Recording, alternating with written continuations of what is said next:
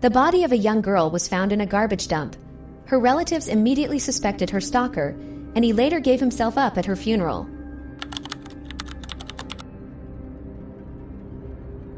Marbella Valdez was born in Tijuana, Mexico in 1999. She had a difficult life. Her biological parents abandoned her, and she was raised in an orphanage and several foster homes. At the orphanage, she became close to Brenda, who was older than her, and they were very friendly and called each other sisters. At the age of 16, Marbella was taken under the wing of William Messick, who ran an orphanage. Marbella thought of him as her father, although he did not officially adopt her. Messick was very kind to her. William was married with children. Marbella did well in school, and after graduating from high school, she went to university to study law. She wanted to defend the rights of battered women. She also worked at a gas station to support herself. William Messick supported her. He helped her by renting an apartment for Marbella, closer to work and the university. Marbella was a modest girl who sang in the church choir. On February 5, 2020, Marbella didn't show up for her 6 a.m. shift. Her coworker called her. Marbella said she wasn't feeling well, wouldn't be coming in, and hung up right away. She sounded strangely scared. When her friend Brenda woke up at 9 a.m., she saw a text message from Marbella. She said she wasn't feeling well and was going to the doctor. Brenda called her, but she didn't answer. So Brenda and her friend went over to her house. Marbella did not answer the door or the phone. Brenda noticed that the window was ajar, so she and her friend climbed into the apartment. The girl was not home. Brenda called William Messick, and together they went looking for Marbella. She wasn't at work either. A co-worker reported a disturbing phone call from her, which caused even more concern. She wasn't at the hospital or the university. Brenda called their mutual friends, but neither knew anything about Marbella's whereabouts.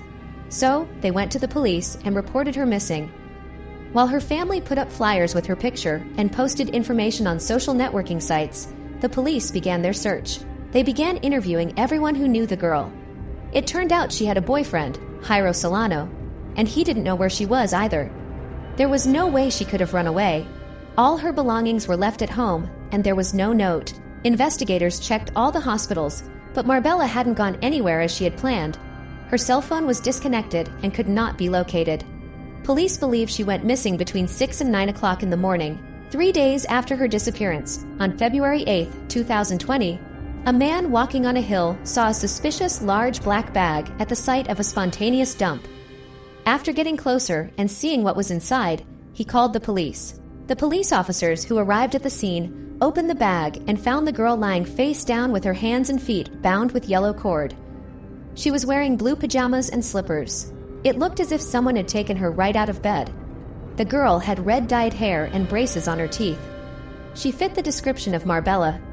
Forensic investigators were able to identify her as 20-year-old Marbella Valdez. The girl was badly beaten. There were numerous bruises on her body, most of them on her abdomen. The beating was so severe that she began to bleed internally. The girl was brutally raped several times. The cause of death was suffocation. The perpetrator's DNA was found under her fingernails. Male bodily fluids were also collected from her body for DNA analysis. The police began investigating Marbella's murder. They carefully searched her apartment and car for clues and found a tracking device in the car.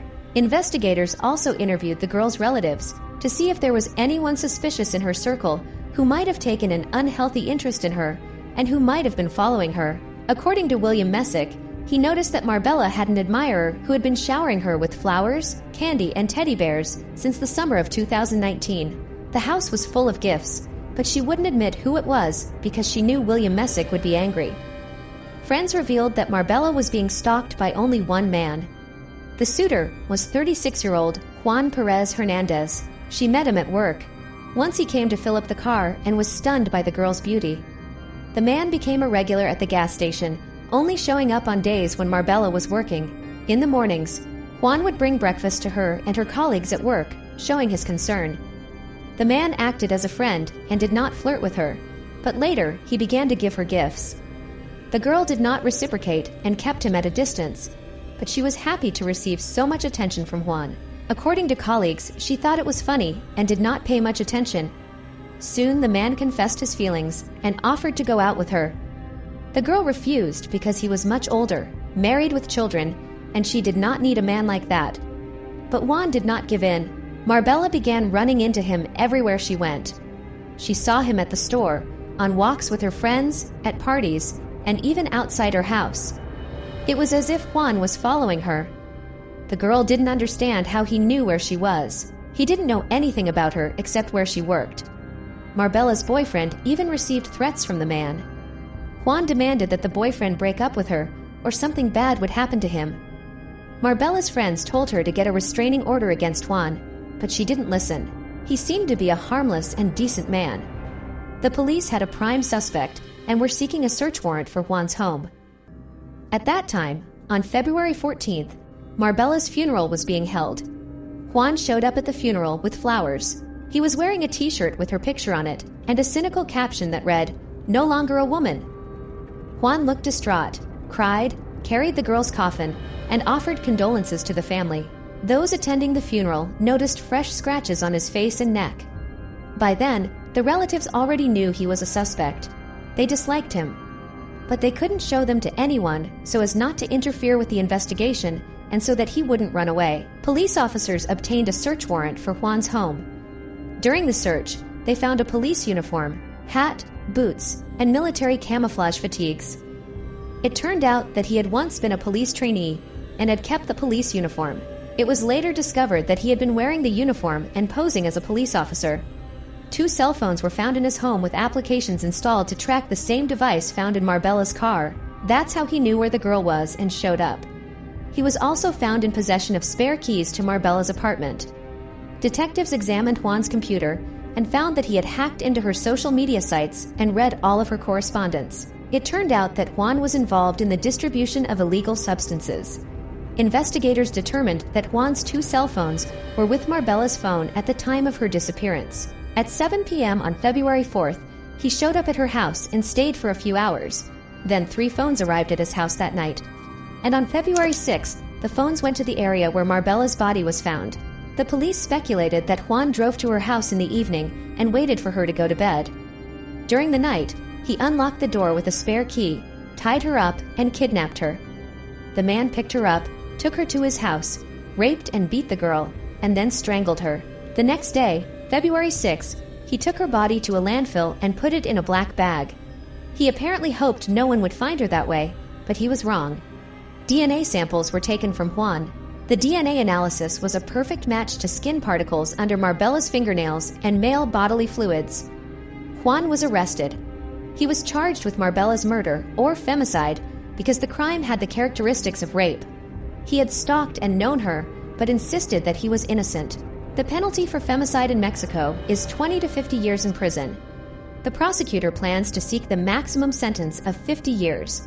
The trial is still ongoing and has been repeatedly postponed due to restrictive measures. Brenda was very angry with the police because it turned out that she had told the detectives about the suspect, Juan, the first day after his disappearance. But her version of the story was not even considered. Brenda blames the police for this because if they had checked Juan's house immediately, they would have found the girl still alive and could have saved her. Marbella's friend Eva, who was older and in her final year of law school, said they had a disturbing conversation before she disappeared. Marbella wanted to meet on the day of her disappearance to talk about the laws that protect women's rights and to consult with her. Eva now realizes that Marbella needed help and wanted to protect herself, but did not have the time. Marbella became the 17th victim of femicide in Mexico in 2020. A total of 940 women were murdered in Mexico in 2020. In her honor, a portrait of the girl was painted on the wall to represent all victims of femicide. Because of the tragedies in Marbella, William Messick organized free self-defense classes for women, which he himself teaches as a martial arts master. I will be following the progress of this trial and will definitely let you know about the verdict. If you like this video, please like it and subscribe to the channel. Let's discuss this story in the comments. Thank you all, and bye.